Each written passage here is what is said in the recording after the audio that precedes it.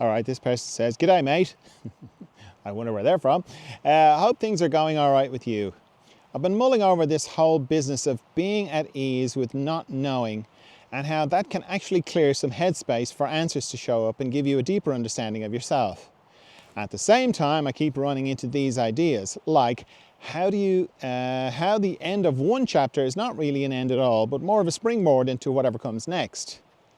Or how chasing wholeness can actually push it further away, when real wholeness seems to be about just accepting life as it is right now. The trouble is, all of that feels like a bunch of paradoxes tied up together. And I'm not sure how to sit with them without going a bit mad. How do I balance these contradictions in a way that actually helps me move forward? Anyway, cheers for your time. Catch you later. Well, I think it's very helpful to know that in the spiritual life, paradox is kind of like, it's just standard issue, spiritual life, paradox.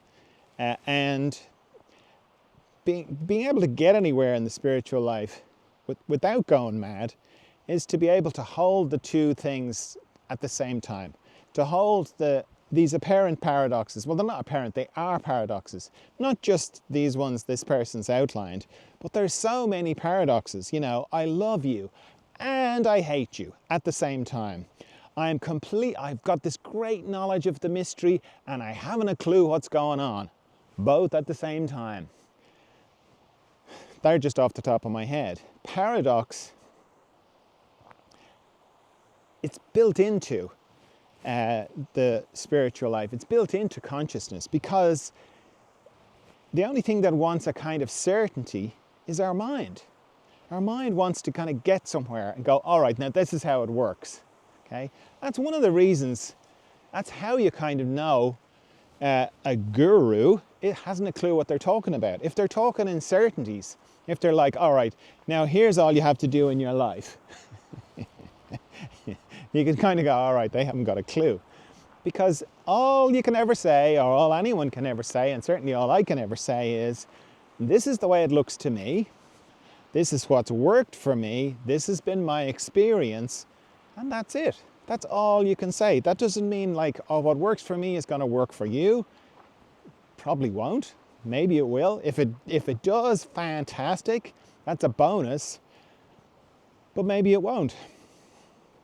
So the more comfortable you can be with holding two opposing things, and the more you get into consciousness, 2 turns into 3, turns into 4. There's 4 or 5 different opposing perspectives all at the same time. And there's no certainty. There's no like, all right, now I have it figured out. When you get used to that, and that's like saying, you know, when you get used to falling all the time, and never landing anywhere. You know, it's like I'm saying it like it's easy. It's not easy at all. And it's not an easy thing to get used to.